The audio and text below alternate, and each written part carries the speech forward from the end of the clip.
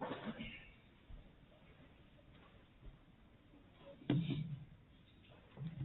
evening, everyone. It's good to see you all out tonight.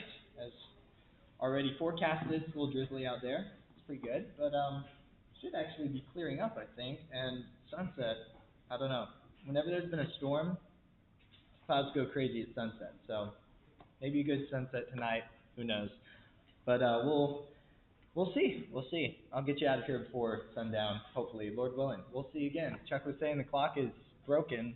It's looking like it's on time now. Yeah, we're back at it. And I've got a watch too. And I've got a phone here.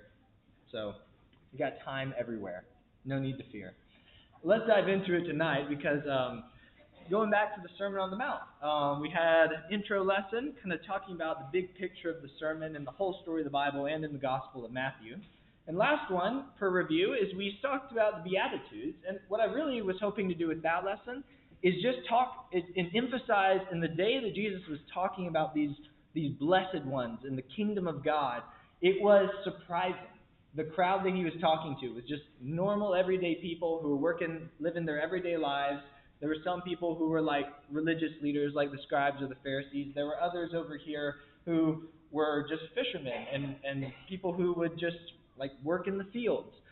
And then when Jesus tells them those who are blessed in the kingdom of God, there were also many other groups around that time that were also trying to establish the kingdom of God. We talked about some who were trying to overthrow Rome, others who were kind of like, cozying up to Rome and like aligning themselves with political power. And then others who were trying to do like strict abiding by the law of Moses and trying to be as rigorous about the law as possible so that is how like we'll separate ourselves and go out into the wilderness and serve God out there. And then that will be the place where the Messiah comes and brings about his kingdom. And Jesus just turns all of those on their heads. He just talks about this group of the blessed ones, and it's those who are merciful, those who are grieving, those who are peacemakers.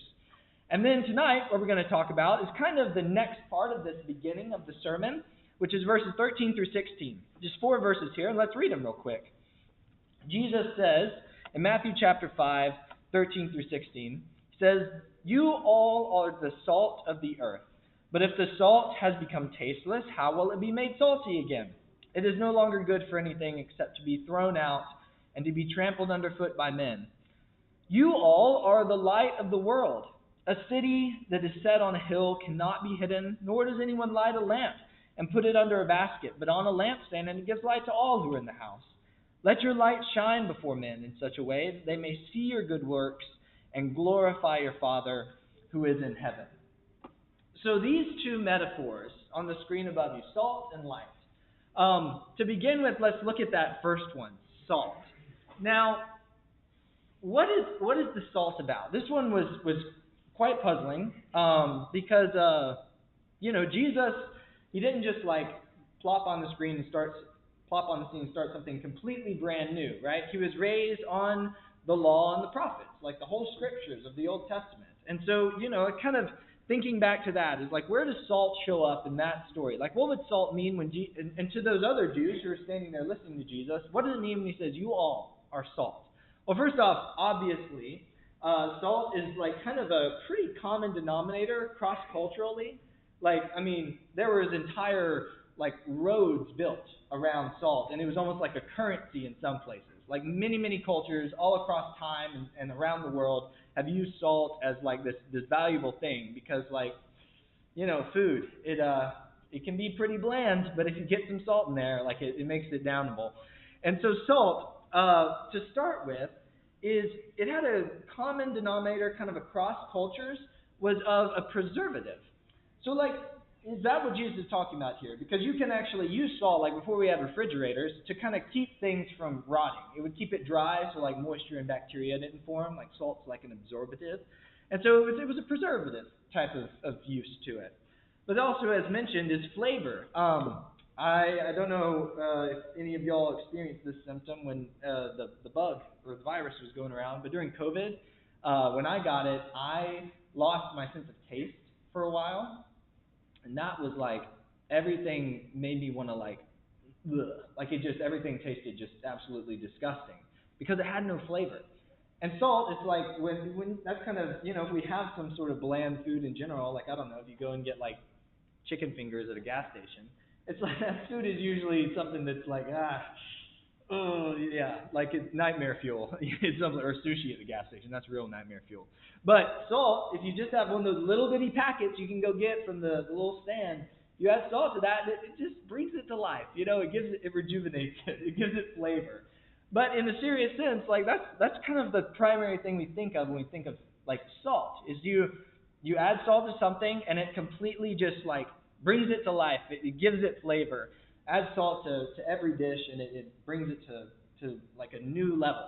And if you're an amateur chef, grab you some salt. But is that what Jesus is talking about here? Is about flavor? That one's a pretty good case for that because in fact, he says if the salt loses its flavor, like how is it going to be made salty again? It's no longer good for anything, but it's just like any other rock. You can just throw it off to the side.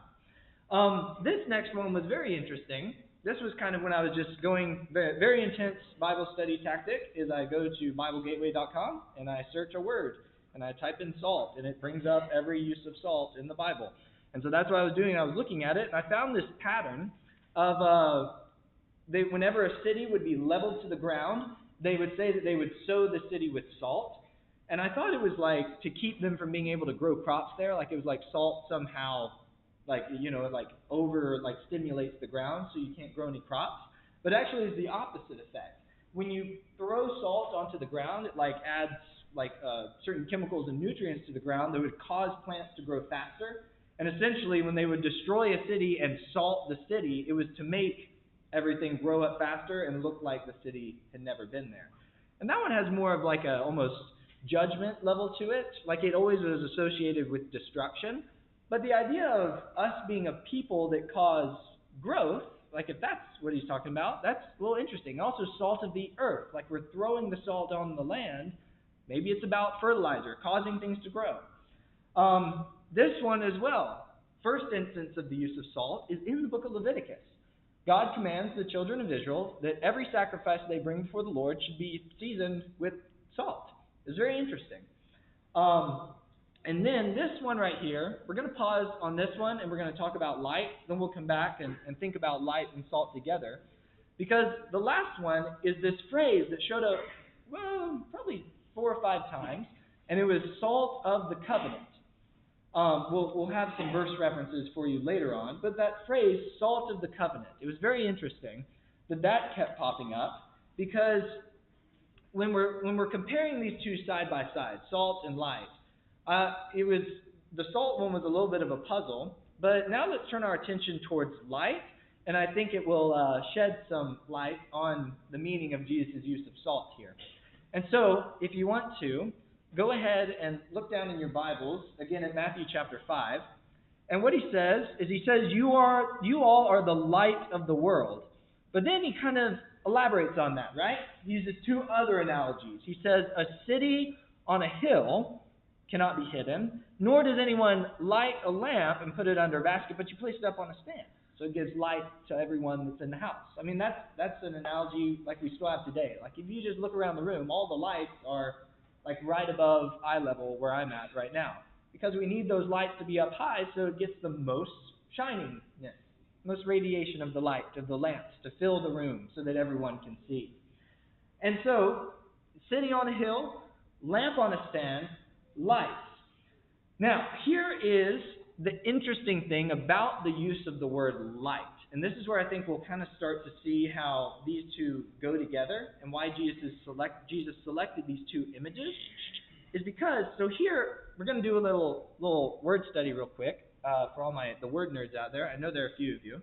I'm going to take my journal with me because in the past, I immediately forgot what I was going to write when I walked away from it. But here's the word law in Hebrew. The word law is spelled like this. Kind of again, I don't know Hebrew, but this is just like smart people that do know it that I read. We're talking about it. And so this is kind of what the word for law or Torah looks like in Hebrew. And here is the word for light. It is this one, and this one, and this one. Yeah, wait, excuse me, sorry, not that one. And you notice this? The exact same letters in the center of both of them. They had even the same sound when you would pronounce it. The word for Torah, as I said, the word law is Torah, and then the word for light is or. And so it even had that similar verbal sound when you would be reading along, that they're pronounced the same. And now, that's an interesting visual, but does that ever show up within the scriptures themselves? And sure enough, it does. Law and light, they go together. And a few examples here. If you want to put your finger in Matthew chapter 5, we'll be right back there. But in Psalm 19, we sang this one this morning. And we sang about the latter half of this psalm.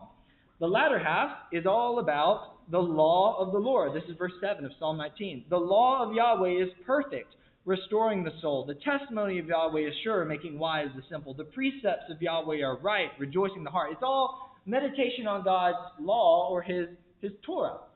And then, but again, that's the second half of this psalm. What's the first half about? Look at verses 1 through 6.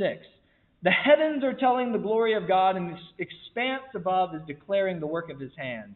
Day and day pours out speech. Night to night reveals knowledge. There is no speech, nor are there words whose voice is not heard. Their line goes out throughout all the earth, and their utterances to the end of the world. And then what specific thing from the heavens is declaring God's glory? Well, in verse 4 it says, He has placed in them a tent for the sun. And like a bridegroom coming out of his chamber, He runs like a strong man his course. From the rising of one end of the heavens, His circuit to the other end, and nothing is hidden from His heat. And then verse 7, the law of Yahweh is perfect, restoring the soul. The testimony of Yahweh is sure, making wise and simple. Y'all see that there? First half, we're looking at creation. And what specifically in creation? The sun that shines and gives light to everything in the whole creation. And then it's just it seems like a sudden shift. But if you've got this in your mind, if you got that in your imagination, that law and light is shining, law illuminates our eyes to walk in God's paths. When you've got that imagery going on in your mind, then, well, it's a natural flow of thought. We've been talking about the heavens and creation and the sun. And then now, what else do we glorify God for but His laws that are enlightening to the eyes. And they make our steps able to walk. Look what it says down later on in verse 12. He says, Who can discern His errors? Acquit me of hidden faults. How do you find something that's hidden? You need a light to shine into the dark spots of our lives. And what is that light that shines in the dark? It's God's law. And now, if you will, go look at that other one. Go to Proverbs chapter 6. If that one wasn't explicit enough, over here in Proverbs chapter 6, I think it'll be a very clear parallel. In Proverbs chapter 6, looking down to verse 23, Proverbs 6 and verse 23, here it says, For the commandment is a lamp, and the law is light. There it just is. The law is light. And reproofs for discipline are the way of life. The commandment is a lamp, and the law is light. And then what is Psalm 119? It says that Thy word is a lamp unto my feet and a light unto my path. And then it's right there in the visual. When you read that word, when you read about light or you read the word law, it's like they're just in the same space in your mind. They're linked together. And so law is light and light is law. And then now that imagery of a city on a hill and God's law and God's light shining forth, where else does that show up? Where else would I have been reading about that? And this actually it pairs nicely with the sermon we had last week. We were talking about the servant in Isaiah, the latter half of Isaiah. But it begins in Isaiah chapter 2. If you will, turn there, and I think all of this imagery of light and law is going to just shine forth from the pages. And if we go here to Isaiah chapter 2, we read about this future hope that Isaiah is writing about. And he says in Isaiah chapter 2 and verse 2, Now it will be that in the last days, that in the mountain of the house of Yahweh will be established at the head of the mountains, and it will be lifted up above the hills, and the nations will flow into it.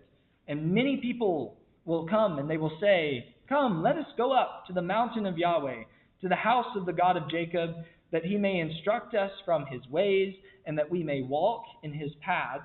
For from Zion the law will go forth, and the word of Yahweh from Jerusalem. And he will judge between the nations, and he will render decisions for many peoples. And they will hammer their swords into plowshares and their spears into pruning hooks.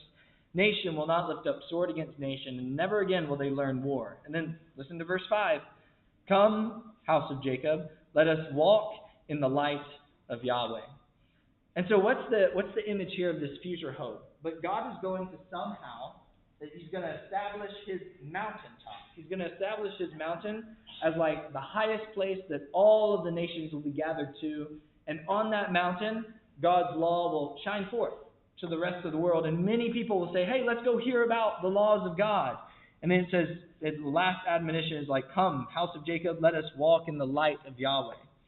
And the question is, how is God going to do this? And that's what we kind of talked about last week, is there's going to be a servant that's going to come.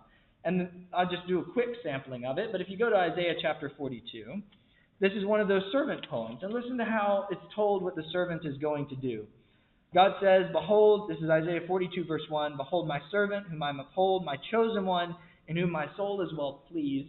I put my spirit on him. He will bring forth justice to the nations. He will not cry out or raise his voice, nor make his voice heard in the street. A crushed reed he will not break, and a faintly burning wick he will not extinguish. He will bring forth justice and truth, and he will not be faint or crushed until he has established justice in the earth, and the coastlands will wait expectantly for his law. And look what it says in verse 6. I, Yahweh, I have called you, still talking about the servant, God's servant. He says, I've called you in righteousness. I will take hold of you by the hand and guard you.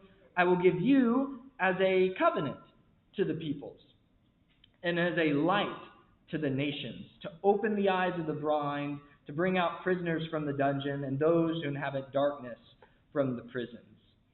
So what is this servant going to do? But he's going to be God's right-hand man, essentially. He's going to go forth and be a light to the nations and a covenant to the people. And then turn over to chapter 51. Last poem here, and then we'll kind of start to draw these images together of salt and light. In Isaiah chapter 51, here God says, he's still talking again about the future hope. It says in Isaiah chapter 51 and verse 4, it says, pay attention to me, O my people, and give ear to me, O my nation, for a law will go forth from me. That's our word, Torah. A law will go forth from me, and I will set my justice as a light for all the people. And that's our word, light, right here. They're right parallel to each other. Law will go forth, and his justice will be light. And then look at verse 5. This is good. Because, I'll tell you in a second. Don't want to give you too much at once. But in verse 5 it says, my righteousness is near, and my salvation has gone forth. And my arms will judge the peoples. The coastlands will hope for me, and my arm they will wait expectantly. Now, the word salvation, Jesus' name, right? What does Jesus' name mean? Literally, it means God brings salvation. And that word salvation is Jesus' the root of his name, right there. God's going to send forth his law as a light and justice for the peoples, and his righteousness is near, and his salvation is going forth.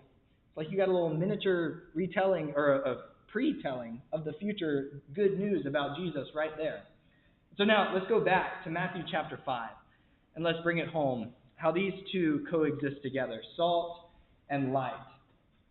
So, what did we just see about light here? I'm going to draw another picture, kind of, because if we recall what we were just speaking of about light, and then we're pairing it with what we were kind of looking at with with salt, And when we think about what similarities do these two things have, and it's the similarity between the two that I could tell is first off, what does Jesus say? If salt loses its flavor, and he says, and light isn't allowed to shine.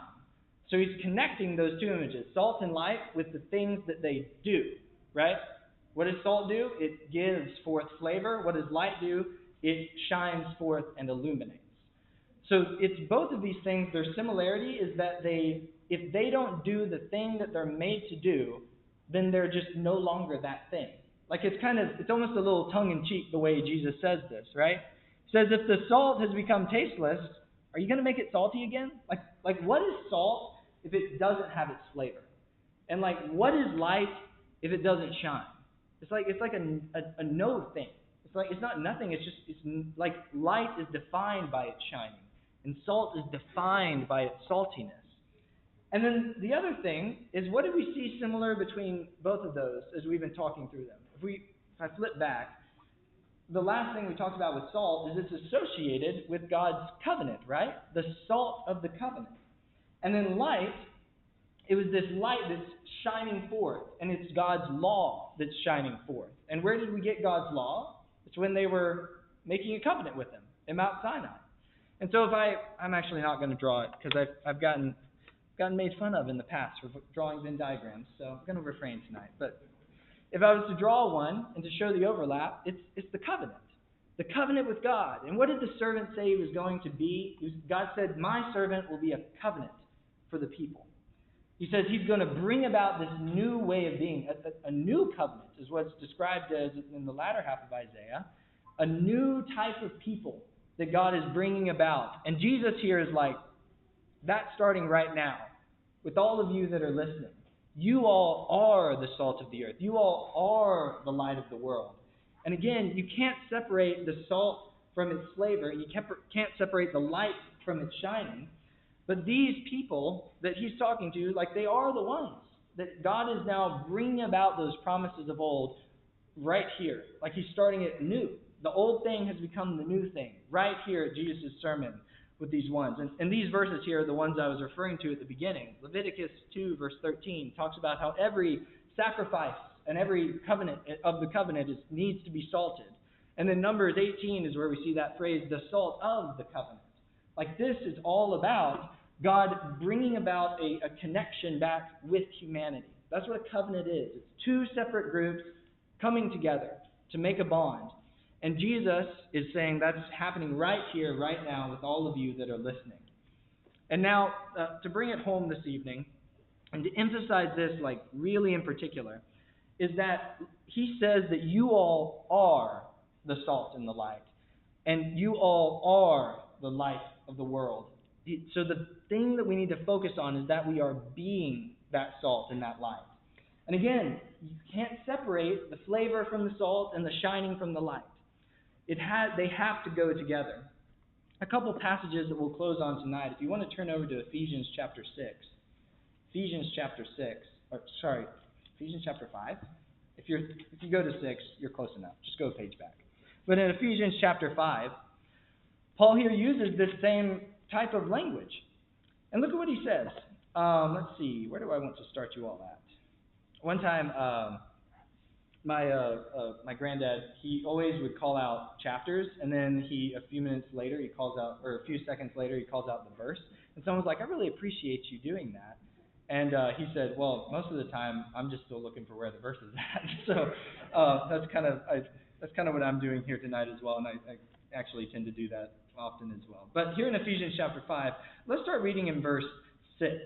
Paul has gone through Ephesians, and he talked about first 3 chapters, the huge impact that the cross and the resurrection has had on the world. And then chapters 4, 5, and 6 are kind of like, hey, how do you live that out? How do you exist as a community of people that are striving to follow after Jesus and become like him? And he starts chapter 5 with, be imitators of God, beloved children. And then verse 6, he says, don't let anyone deceive you with empty words, for because of these things, the wrath of God comes upon the sons of disobedience. He says, so don't be partakers with them.